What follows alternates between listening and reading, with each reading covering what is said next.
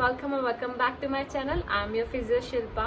So this is the part 2 of a learning chapter from psychology. So without any further ado, let's get into the video and start our topics.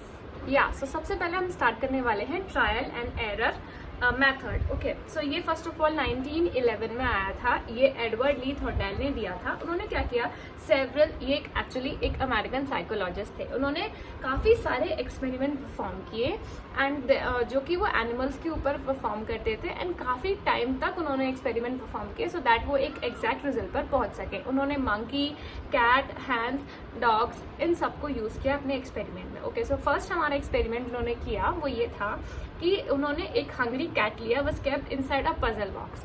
एक box के अंदर वो hungry cat उन्होंने डाल दिया था and एक food का पीस जो है वो एक स्टिंग से बंधा हुआ था एंड वो एक पुली के थ्रू अटैच था आउटसाइड द बॉक्स के बाहर. ठीक है, सो व्हेन द कैट, जो कैट थी वो क्लॉट करती थी at the loop, the door would open. जैसे ही वो लूप पे क्लॉट करती थी डोर जो है वो ओपन हो जाती थी and the cat could escape from the box and eat. और जो कैट थी वो बॉक्स से बाहर चली जाती थी एंड ऑफ कोर्स वो फूड के पीस को खा लेती थी. When the cat placed inside the cage it was restless eventually in its random movement around the cage and the cat happened to pull the loop and open the door. अब cat को फिर से जब उसने रखा तो cat उसने फिर से वही क्लॉट किया एंड फिर से वही सेम स्टेप, उसने वो बाहर निकली, उसने वो खाया. इवेंचुअली काफी टाइम तक ये सेम स्टेप होता रहा. Thorndale then put the cat in the cage for several trials. As the trial increased, the cat took less time to open the door. अब जैसे कि थॉर्नडेल ने उसको जब कैट को उसके अंदर डाल दिया था तो कैट जो है अब धीरे धीरे 5, 6, 7 बार किया उसने तो उसको वो चीज़ याद हो गई कि मैं ऐसे पंजा मारूंगी और बाहर निकल जाऊंगी तो मुझे पीस मिल जाएगा खाने को और मेरा पेट भर जाएगा. इसका मतलब उसने वो चीज़ याद कर ली थी. It showed that the cat learn to open the door. उसने अब डोर को ओपन करना याद कर लिया था. This can be shown on a graph to show how the time reduce as the trial increase. अब उसने इस चीज़ को शो किया था एक ग्राफ के ऊपर. सो ये तो पहला एक्सपेरिमेंट हुआ. देन दूसरा एक्सपेरिमेंट क्या था, a hungry rate was set free at the entry of the wooden मेज विच कंटेन मेनी पाथवे. एक वुडन का मेज काइंड ऑफ था जिसमें काफी सारे पाथवेज थे एंड एक हंग्री कैट उधर पाथवे पे छोड़ दिया गया था. From the entrance to the centre and जो पाथवेज थे एंट्रेंस से लेके पूरे सेंटर तक में थे. सेंटर तक में पजल जैसे पाथवे थे but all the ways except one way were blocked. एक सारे के सारे जो वेज थे वो ब्लॉक थे लेकिन सिर्फ एक ब्लॉक नहीं था. Somewhere in the middle a piece of bread was placed at the centre and जिसकी वजह से जो मिडिल में एक उन्होंने एक ब्रेड का पीस रखा हुआ था. मतलब सिर्फ एक ही रास्ता जो था वो खुला हुआ था, बाकी सारे ब्लॉक थे. तो seeing the bread the rat was rushing to get it. अब जैसे ही रैट ने तो वो ब्रेड देखी और वो भागे उसको लेने के लिए. It went on wrong pathways after a number of trials. उसने काफ़ी सारे ट्राई किए और काफ़ी बार वो गलत पाथवे में गया जहाँ से रास्ता बंद था. बट काफ़ी सारे ट्रायल करने के बाद it got the correct way and the rat start to eat that bread. Rat ने काफ़ी सारे ट्रायल के बाद वो करेक्ट पाथवे को फाइंड कर लिया. अब वो सीधे जैसे छोड़ता उसको वो करेक्ट पाथवे से ही जाता जो ओपन था और ब्रेड को ले लेता. तो मतलब काफ़ी सारे ट्रायल्स के बाद रैट अपनी एक एग्जैक्ट लोकेशन जान गया था. वो जब पहुंचता था सेंटर में और अपनी ब्रेड को खा लेता था, उसका पेट भर जाता था. The experiment was repeated several times and the rat was able to identify the right pathway at the first glance. काफ़ी यही कि लर्निंग टेक्स प्लेस हो चुकी थी. तो इन दो एक्सपेरिमेंट से थॉर्नडेल ने क्या मेंशन किया कि जो लर्निंग थी वो कैसे होती है. From trial to trial the useless movement gradually reduce. कि हम ट्राई करते रहते हैं तो यूजलेस मूवमेंट जो होते हैं वो रिड्यूस हो जाते हैं. The random movements become more specific. जो रैंडम मूवमेंट होता है वो काफ़ी ज़्यादा स्पेसिफिक हो जाता है. And third finally the animal learn the method. और फाइनली जो होता है एनिमल वो लर्न कर लेता है मेथड को कि एग्जैक्टली क्या चीज़ कैसे जाना है. इससे उसने 3 लॉ दिए. वो 3 लॉ क्या थे, law of effect, law of frequency and law of recency. Law of effect बोलता था any response followed by a reward will be strengthen. कोई भी रेस्पॉन्स है अगर हम उसमें कोई रिवार्ड दे रहे हैं तो वो स्ट्रेंथ मिलती है, मतलब वो अच्छा हो जाता है. Any response which is unsuccessful will be weaken, और जो अनसक्सेसफुल है वो जो है वो वीक हो जाता है response. Then law of frequency, there is a direct relationship between repetition and the strength of stimulus response bond. Law of frequency और exercise is based on the law of use और disuse.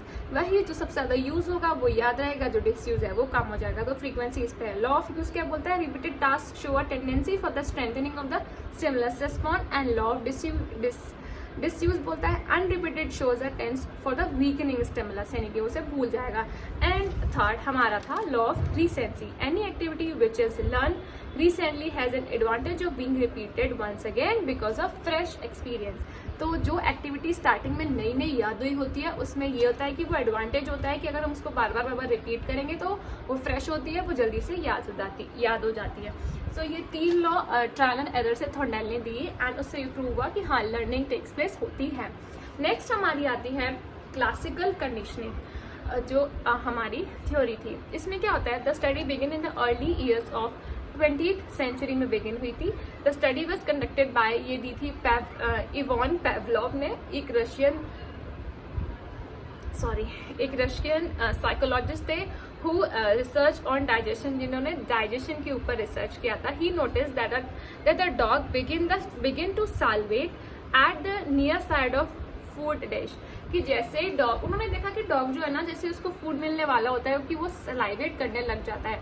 Pavlov decided to see whether a dog could be taught to associate food with other things such as light or tone. तो उन्होंने क्या किया, dog को देखा कि like कुछ तो देखते हैं कि डॉग क्या और चीज़ों के साथ भी इस चीज़ को याद कर सकता है. क्या उसको तब भी सलाइवा सीक्रेट होगा अगर हम लाइक सपोज कोई बेल बजा दे, कोई रिंग कर दे या फिर कोई लाइट जला दे तो उसके वो तब भी सलाइवा हो सकता है. उन्होंने इसके ऊपर एक एक्सपेरिमेंट किया था. अब एक्सपेरिमेंट क्या था वो देखते हैं. Pavlov first attached a capsule to dog's glands to measure salivary flow. उन्होंने क्या किया, सबसे पहले तो डॉग के सलाइवरी ग्लैंड में एक कैप्सूल फिट करते हैं जिससे पता चल जाए कि सलाइवा सीक्रेट हुआ या नहीं हुआ. अब bell was rang every time the dog was given the meat powder. हर टाइम जब भी डॉग को मीट पाउडर दिया जाता था तो एक बेल रिंग होती थी. This was repeated several times, वो काफी टाइम बाद रिपीट हुआ.